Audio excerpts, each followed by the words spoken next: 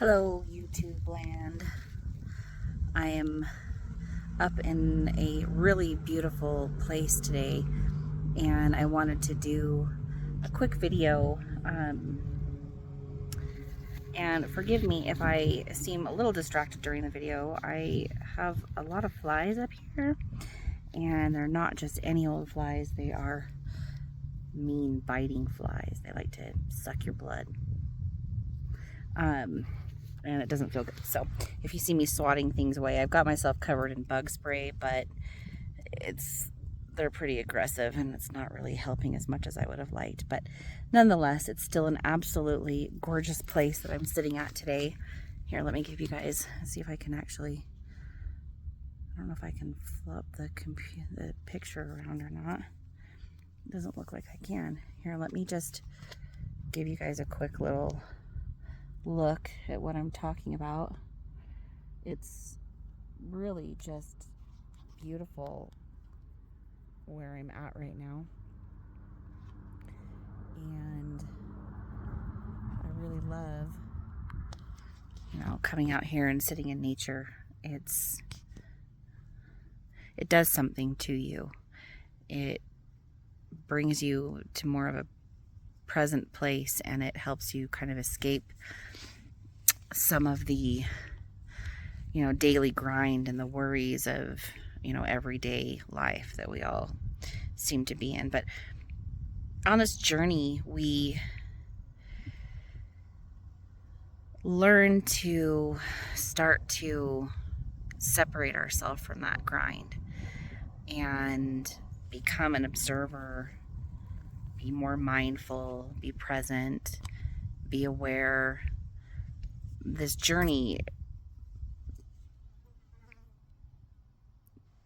kind of like you can't avoid becoming more aware and being more present. It's the only way to get out of dark night of the soul crap that we're in after we have our awakening and meeting our twin flame and all that stuff. So for me personally, especially when I was in the dark night of the soul, I felt an absolute calling and an absolute need to get up into nature. It was subconscious. It wasn't even something that I understood the way that I understand it now. And now I have a deeper understanding and awareness for why that is and why it's so important. But it's like I just instinctually knew. Like I used to, during my lunch breaks and stuff, I'd have to go outside and just walk around. And I'd, sometimes if I had a longer break, I'd drive up into the canyon, which was near where I was working, and I would just sit next to a creek for a little while. I'd go grab blankets and I'd lay on my car and stare up at the sky for hours at a time at night, just talking to God, which is something that I had never done before. Something about being outside and being connected to nature was healing for me. And now, of course, as I've been on this journey for a long time and accumulated a lot more knowledge, I understand why that's such an important part of the healing process. And it's interesting, if we pay attention, our bodies just kind of naturally know what we need. We'll if we have a deficiency in something nutrition-wise, we'll start to crave it, or we'll start to have cravings because of it. And grounding and getting out into nature, there was an energy that I was lacking in my life that I needed to get from just being out in nature, grounding myself, being outside, laying on the grass. That was the only way that I could feel a little bit of relief from the dark night of the soul. So if you're in that place right now and you haven't tried that yet, maybe try it. I think you might find that it works wonders, at least in the moment that you're in, to make you feel better and to relieve you from some of that suffering. But anyway, I wanted to talk a little bit today about a particular topic,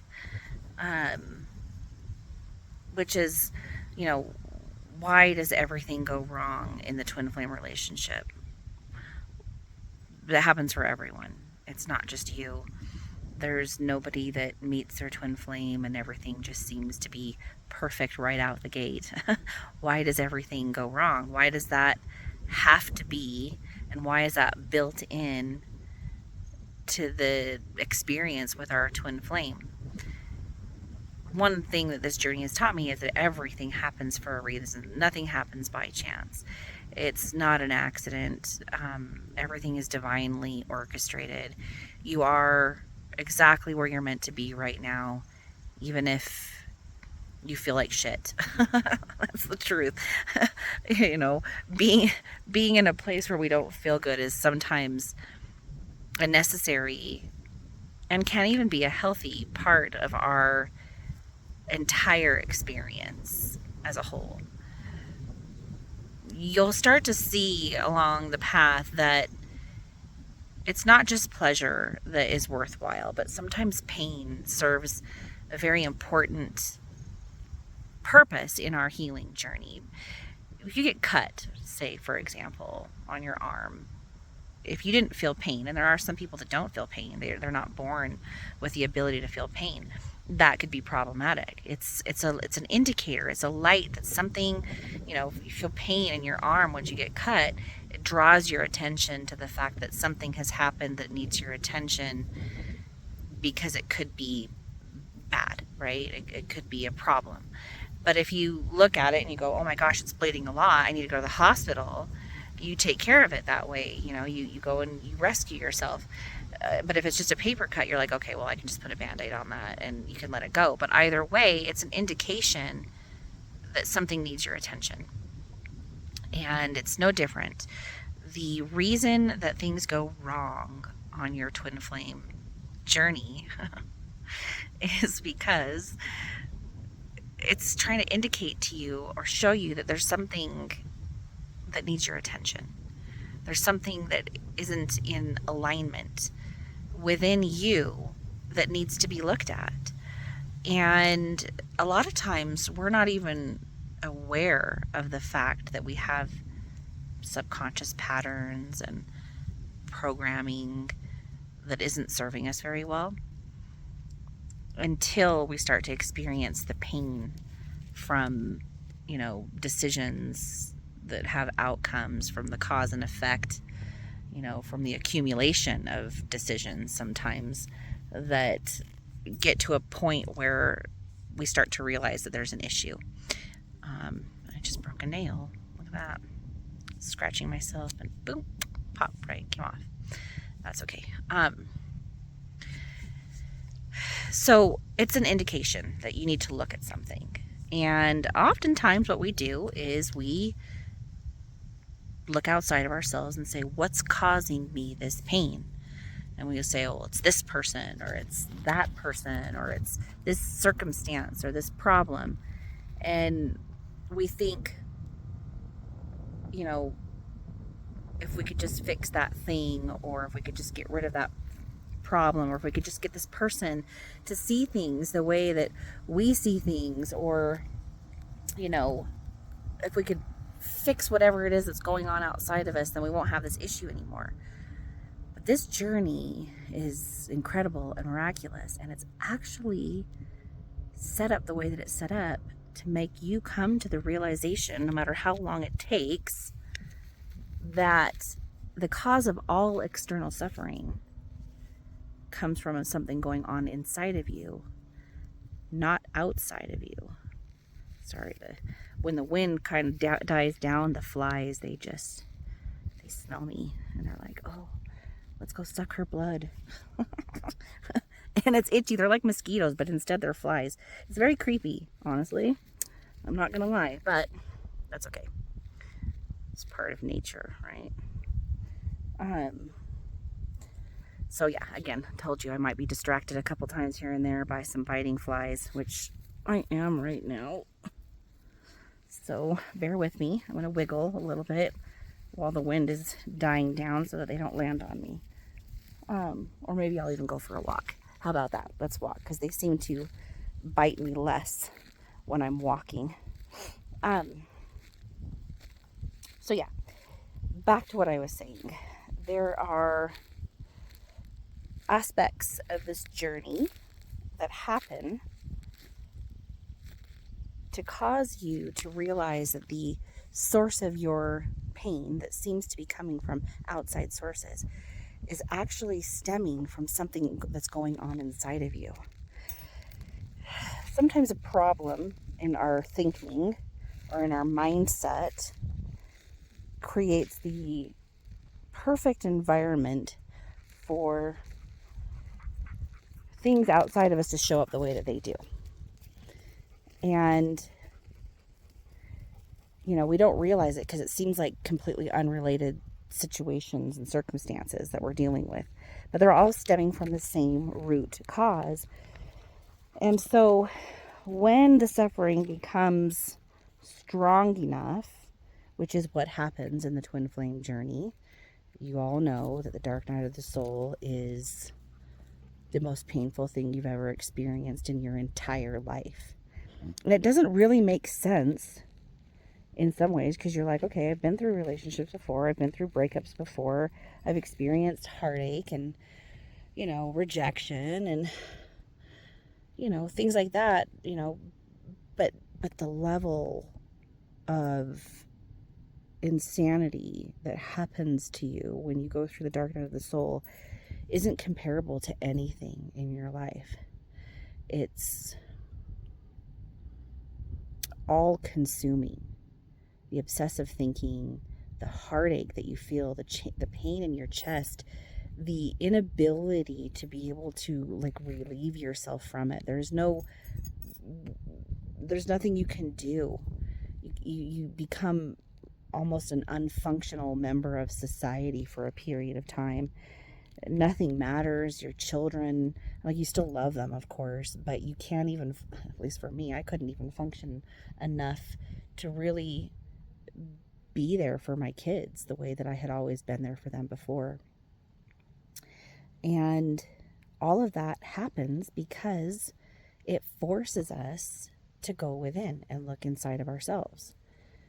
We will suffer in that state of mind until we go within and deal with the source of the problem, which is the state of mind. It is the way that you're thinking about things. It's the filters and the perception and the programming that you have adopted in your life before your awakening. This is your awakening, so it's causing you to wake up.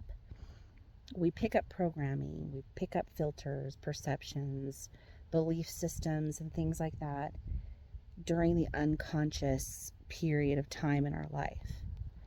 And when we go through an awakening, we get rid of those filters and the perceptions and the belief systems that don't serve us well anymore, to replace them with something higher, something better that relieves us from our suffering and our pain.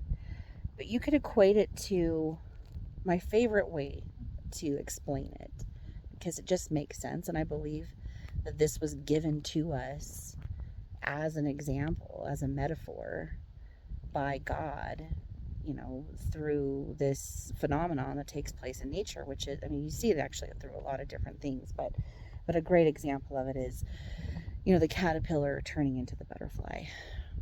The caterpillar going through life probably doesn't even realize it's going to become a butterfly at some point in time. It's just a caterpillar. It's living its life. It's doing its caterpillar thing. It's going through its caterpillar programming, speaking its caterpillar language, and doing what caterpillars do.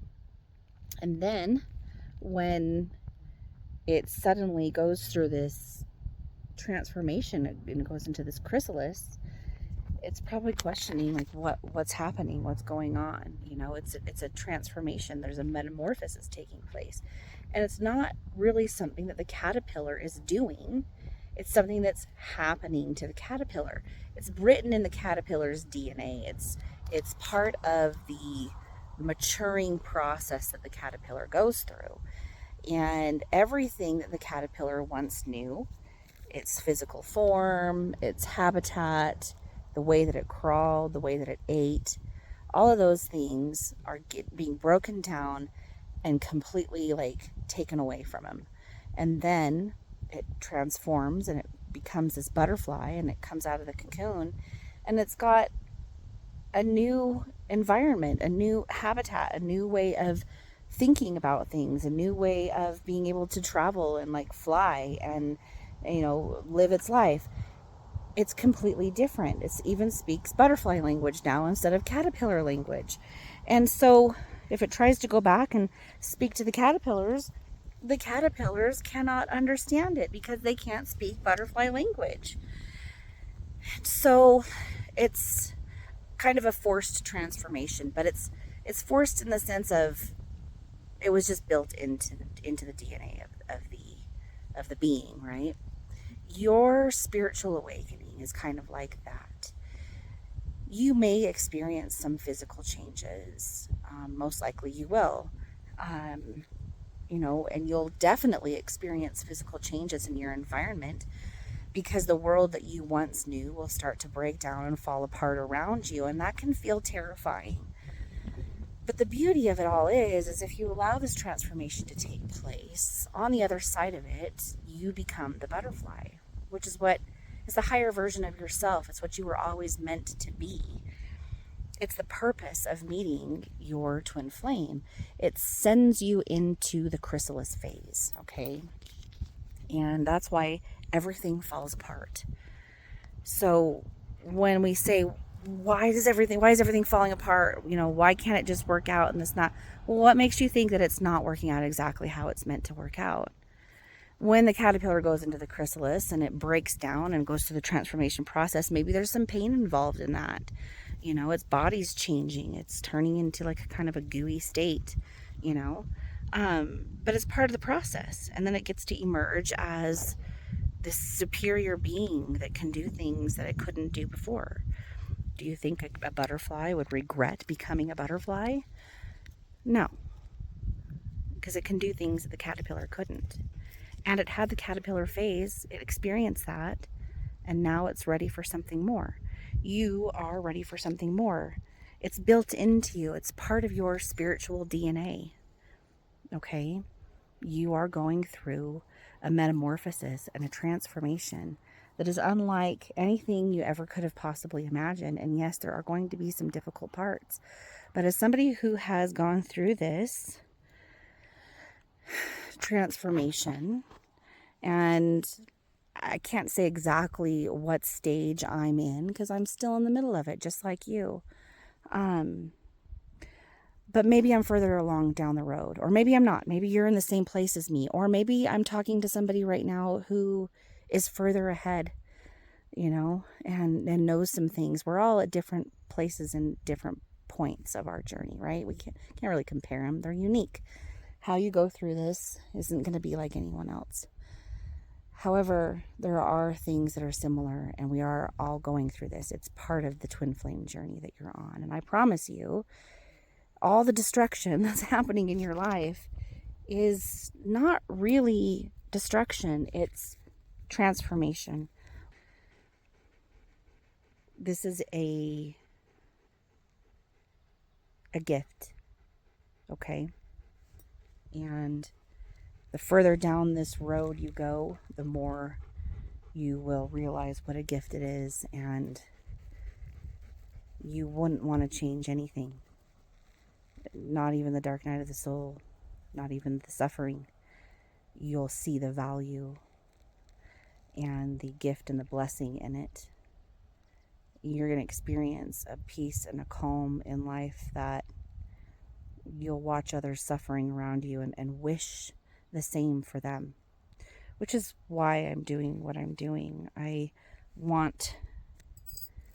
don't like seeing people around me suffer. I don't like seeing people suffering on this journey. I remember the chaos and the confusion that I went through, and how grateful I was for those that were further ahead in their path and willing to share and validate their wisdom and experiences. So I want to give back what I've been so graciously given, and I'm still being given by each and every one of you You know, we don't just learn from people that are ahead of us on our path. We also learn from people who you could say are behind us in our path. We learn we learn going forward and we learn going backward. Sometimes the greatest lessons that we have are by reflecting upon our past, because we have 20/20 vision, right? When we're looking at something, when we turn around and we see why all the, you know, the rocks in our path are the way that they are. Sometimes we're traveling along and, you know, we're like, oh, this, you know, this stepping stone and this stepping stone and this stepping stone. And then all of a sudden one seems like way over here. And we're like, what the heck? Why would that be over there? You know, it feels wrong and out of place. Till we get a little further down the path and we turn around and we go, that stone, that was exactly where it was meant to be. And I can see that now. And so we can appreciate it for what it was. So that is why, you guys, everything in the twin flame journey goes wrong at first. It feels wrong at first. It feels like everything's messed up and you know, we feel like it's all our fault, and we, you know, go through like a very dark period, because first of all, it's there to show us the darkness within, and then it's also there to show us that there is a value and a purpose with that darkness within, and to shine the light on it and to transmute it, to alchemize it, to transform it, so that you can just be the highest version of yourself, so that you can live this life the way that God and Source intended for you to. And sometimes in order to know who you are, you first have to know who you are not. And you've gone through that, and now it's time for you to remember who you are. It's time for you to see the inherent value within you, so that you can see that in others, regardless of where they're at in their paths and in their journeys. I love you guys. Thank you so much for supporting our channel. Please like and subscribe if you found value in this. We would like to reach as many people as we possibly can. And if you ever have any suggestions or have questions you want addressed, please, you know, contact us through email or even the comments. I read all the comments under the videos, you guys. All of them. Every single one. And I'm grateful for your input and your feedback. And yeah, I love you guys. You guys are amazing. You're so much better than you probably ever realized, or that the people around you have realized. You're so special and irreplaceable and unique. The universe doesn't make mistakes. You are exactly what the universe needed, or you wouldn't be here. All right. See ya.